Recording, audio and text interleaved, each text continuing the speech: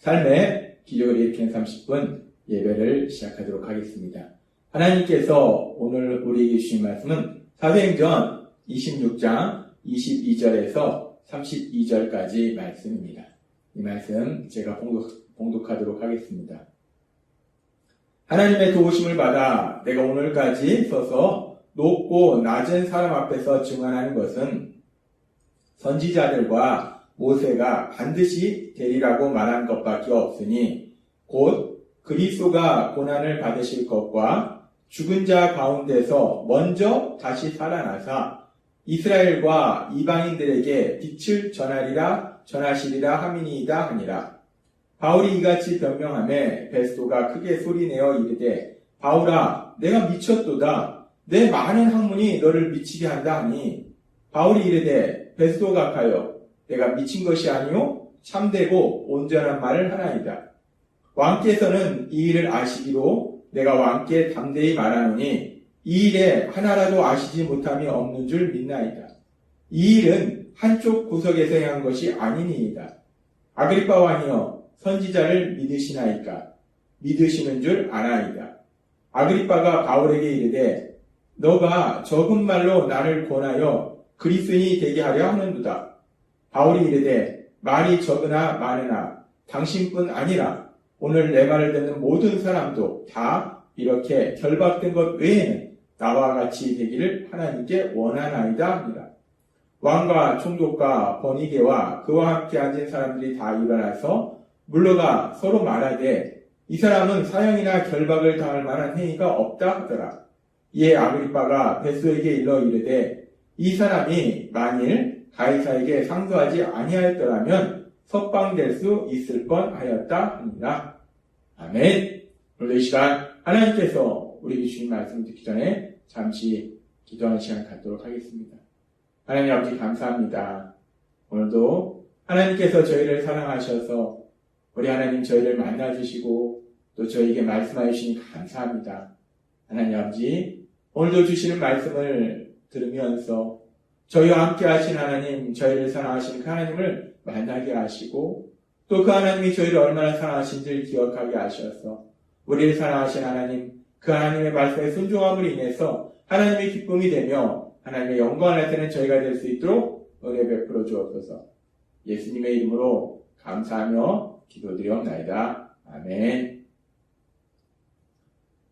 바울 사도는 자신에 대한 청문회에서 아그리빠 왕을 위한 그 청문회에서 그리스도가 고난을 받으시고 또 그래서 죽임당하신 후에 다시 살아나셨음을 분명하게 다시 한번 전합니다. 그렇게 구원자로 오신 예수님, 그 예수님께서 돌아가셨는데 십자가에서 죽임당하셨는데 그 예수님이 다시 살아나셨다라는 부분을 바울 사도가 다시 한번 강력하게 전하자 그런 바울 사도의 이야기를 듣고 있던 총독 베스도는 그 바울 사도에게 말합니다. 사도행전 26장 24절 말씀. 바울이 이같이 변명하며 베스도가 크게 소리내어 이르되 바울아 내가 미쳤도다. 너의 많은 학문이 너를 미치게 한다 하니. 베스도는 죽은 사람이 다시 살아났다라는 그 바울의 말 그리고 하나님께서 자기에게 그 사실을 그 진리를 전하라고 했다는 그런 바울의 말 그런 바울의 말을 듣고 있다가 베스도가 말하는 거예요. 너 미친 거다. 너 정상이 아니다. 너가 공부를 많이 해서 너 미쳤구나. 라고 베스도가 얘기합니다. 사실 이 베스도의 입장에서는 이 세상을 창조하신 분이 계시고 그분이 이 세상을 다스리고 계십니다. 자신은 자신의 생각과 자신의 노력으로 이 세상을 살고 있는데 그런 베스도에게 이 세상을 만드신 분이 계시고 이 세상을 다스리고 계시는 분이 계시다. 그런 하나님이 계시다라는 그런 바울 사도의 이야기가 어이없고 황당한 그런 이야기였을 거예요. 근데 그뿐만 아니라 지금 바울 사도는 그리스도라는 사람이 메시아가 구원자가 죽었는데 다시 살아났다 라고 얘기하니까 이 베스도가 자신의 상식에서는 죽은 사람이 어떻게 다시 살아난단 말인가? 저건 정상적인 생각이 아니다. 정상적인 말이 아니다. 미친 것이다. 라고 바울사도는 지금, 베소는 지금 바울사도에 대해서 얘기하고 있는 거예요. 베소의 입장에서는 자신의 상식밖에 이야기를 하는 바울사도가 정상이 아니라 미친 사람으로밖에 생각할 수 없습니다. 그렇게 베소가 바울사도에게 너는 미친 것이다. 라고 얘기할 때, 바울사도는 계속해서 이제 이 유대인의 종교, 자기가 얘기하는 그 유대인의 종교에 대해서 잘 알고 있는 그 아그리파 왕에 대해서 얘기하고 그런 과정 속에서 바울사도는 아주 중요한 말을 합니다. 사도행전 26장 29절 말씀. 바울이 이르되 말이 적으나 많으나 당신뿐 아니라 오늘 내 말을 듣는 모든 사람도 다 이렇게 결박된 것 외에는 나와 같이 되기를 하나님께 원하나이다. 바울사도는 지금 자신의 청문회에 참석한 사람들을 향해서, 아그리파 왕을 향해서, 그리고 그 청문회에 참석한 모든 사람들을 향해서 담대하게 말하고 있는 겁니다. 내가 이렇게 쇠사슬에, 죄인이 돼서 쇠사슬에 결박된 것 외에는 여러분들도, 당신들도 다 나와 같은 사람이 되기를 원합니다. 당신들도 다 나와 같은 사람이 되기를 하나님께 기도합니다. 라고 바울사도는 담대하게 말하더라는 거예요. 지금 바울사도가 당신들이 나와 같은 사람이 되길 원합니다. 라고 했을 때 그 당신들, 지금 바울사도의 이야기를 듣고 있는 사람들은 도대체 어떤 사람들인가? 바울사도보다 세상적으로 별 볼일 없는 사람들인가? 그래서 바울사도가 세상적으로 별 볼일 없는 그 사람들 향해서 세상적으로 대단한 자기와 같이 되기를 원하는 것인가? 사도행전 25장 23절의 말씀은 지금 바울사도의 말을 듣고 있던 사람들이 어떤 사람들인지를 말씀하고 있습니다. 이튿날 아그리빠와 버니게가 크게 위험을 갖추고 와서 천부장들과 시중의 높은 사람들과 함께 접견 장소에 들어오고 베소의 명으로 바울을 데려오니, 바울의 청문회가 시작될 때 그 청문회에 참석한 사람이 어떤 사람들인지 말할 때, 물론 청문회에 참석한 사람은 총독 베소가 있었을 것이고, 그리고 아그리빠 왕이 있고, 아그리빠 왕의 여동생 버니게가 있고, 천부장들이 있고, 그리고 또 높은 그런 권세를 가진 사람들이 함께하고 있었다는 거예요. 지금 이 상황을 보면은 이 바울의 청문회에 참석한 사람들은 세상적으로 볼 때 바울보다 훨씬 많은 것들을 가지고 있어요. 근데 바울은 죄수예요. 아무것도 가진 게 없어요. 근데 세상적으로 볼 때 아무것도 가진 게 없는 그런 죄수의 입장인 바울이 세상적으로 많은 것을 가진 사람들이 향해서 당신들도 나와 같이 됐으면 좋겠다. 그렇게 되기를 하나님께 기도한다라고 바울이 담대하게 말하더라는 거예요. 우리가 이 말을 들으면 오히려 역으로 그렇게 세상적으로 많은 것을 가진 사람들이 세상적으로 아무것도 없는 그 바울을 불쌍히 여기서 바울아, 너도 우리처럼 이렇게 세상적으로 좀 이런 걸 가졌으면 좋겠다 라고 얘기하는 것이 상식적으로 일반적인 말이 될 텐데, 지금 이 상황은 그런 것과는 전혀 반대입니다. 세상적으로 아무것도 가진 것이 없는 그 바울 사도가 세상적으로 엄청난 것을 가진 로마에서 보내준 총독이요, 왕이요, 또 천부장이요, 또 높은 권세를 가진 사람들을 향해서, 세상적으로 많은 것을 가진 사람들을 향해서 당신들이 나처럼 됐으면 좋겠다라고 바울 사도가 말하더라는 거예요. 지금 바울 사도가 이렇게 담대하게 말할 수 있었던 이유가 무엇일까?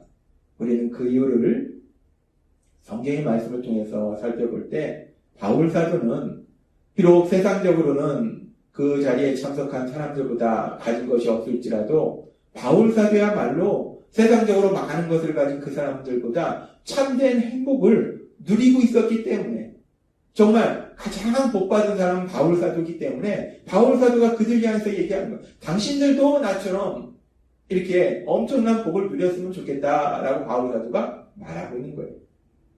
그러면서 이런 바울 사도의 고백, 그런 고백은 우리가 바울 사도가 빌립보 교회에 보낸 편지인 빌립보서 3장 7절에서 9절 말씀을 통해서도 우리가 알 수 있습니다. 바울 사도는 빌립보 교회 성도님들 향해서 이렇게 말합니다. 그러나 무엇이든지 내게 유익하던 것을 내가 그리스도를 위하여 다 해로 여길 뿐더러 또한 모든 것을 해로 여김은 내 주 그리스도 예수를 아는 지식이 가장 고상하기 때문이다. 내가 이 유익하던 것들을 다 별볼이 없는 무가치한 것으로 여긴다는 거예요. 왜? 예수님을 아는 것이 가장 소중하다는 거예요. 그래서 바울사도는 말합니다. 내가 그를 위하여, 예수님을 위하여, 예수님을 믿기 위하여, 예수님 안에 거하기 위하여 모든 것을 잃어버리고 배설물로 여기고, 이제까지 자신이 귀하게 여겼던 거, 세상에서 대단하게 여겼던 그 모든 것들 배설물로, 아무 가치도 없는 것으로 자신이 이제 생각한다는 거예요. 배설물로 여김은 그리스도를 얻고 그 안에서 발견되려 함이니라고 바울사도는 고백합니다. 바울사도는 고백합니다. 자신이 이제까지 세상에서 가진 그 모든 것들, 자신이 정말 가치 있다고 생각하는 그 모든 것들을 무가치한 것으로 이제 여긴다. 왜냐하면 그 모든 것보다 예수님 안에서 발견되는 것이 가장 소중하고 가장 복된 삶이기 때문에 그 모든 것이 무가치한 것을 여긴다는 거예요. 그럼 여기서 예수님 안에서 발견된다는 것이 무엇을 의미하는가? 예수님 안에서 발견된다는 것은 복음의 말씀을 듣고 자신의 죄를 회개하고 예수님을 구주와 주님으로 믿음으로 인해서 구원받는 것. 그래서 하나님의 사랑 안에 거하는 것. 예수님 안에 거하는 것. 그렇게 예수 그리스도 안에서 발견된다는 것은 구원받은 자로서의 삶을 사는 것. 그것을 의미한다는 것. 바울사도는 세상에 무엇을 가지는 것보다도 가장 중요하고 소중하고 값진 것은 구원받은 사람으로서 사는 것이 가장 소중한 것이고 가장 값진 것이고 가장 복받은 것이다 라고 담대하게 말하고 있는 것이라는 것입니다. 그러면서 우리가 그러면 왜 구원받은 삶이 가장 복된 삶인가? 가장 소중한 삶인가? 가장 가치가 있는 삶인가? 이 부분을 우리가 잠시 생각해 보면 구원받은 사람의 삶이라는 것이 어떤 삶입니까? 하나님께서는 제자 훈련을 통해서도 우리에게 분명하게 말씀해 주셨지만 우리가 이제 우리 죄를 대신하여 십자가에 들어가신 예수님, 그 예수님을 구주와 주님으로 믿으면 죄에서 사함받을 구원받습니다. 그렇게 우리가 구원받을 때 우리의 삶 속에 구원받은 우리에게는 아주 놀라운 두 가지 변화가 일어난다는 것.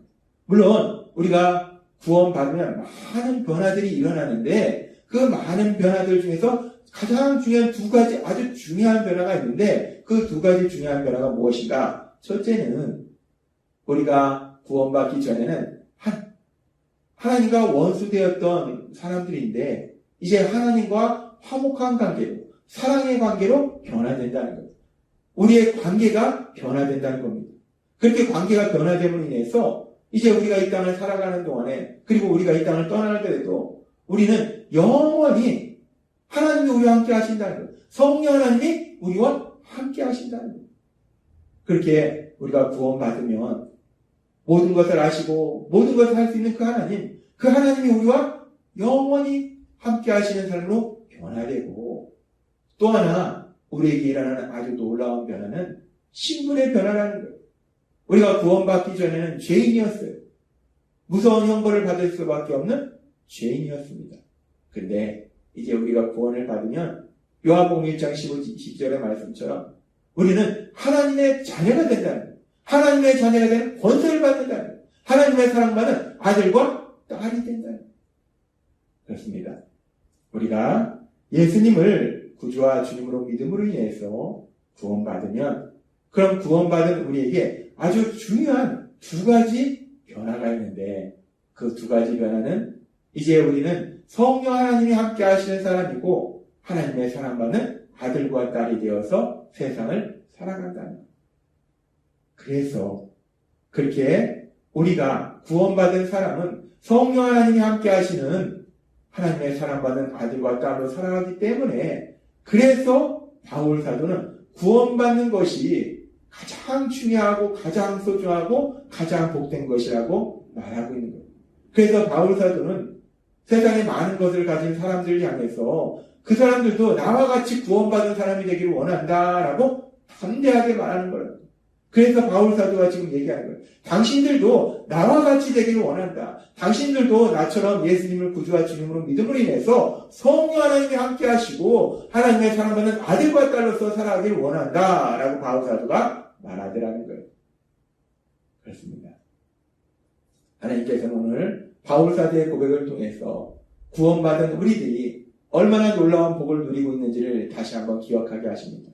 우리가 구원받는 것이 왜 이렇게 중요한지, 구원받는 것이 왜 이렇게 좋은지 하나님 우리에게 다시 한번 말씀하실 때 구원은 하나님이신 성령님이 우리와 영원히 함께 하시고 우리가 하나님의 사랑받는 아들과 딸로 살아가게 된다는 것.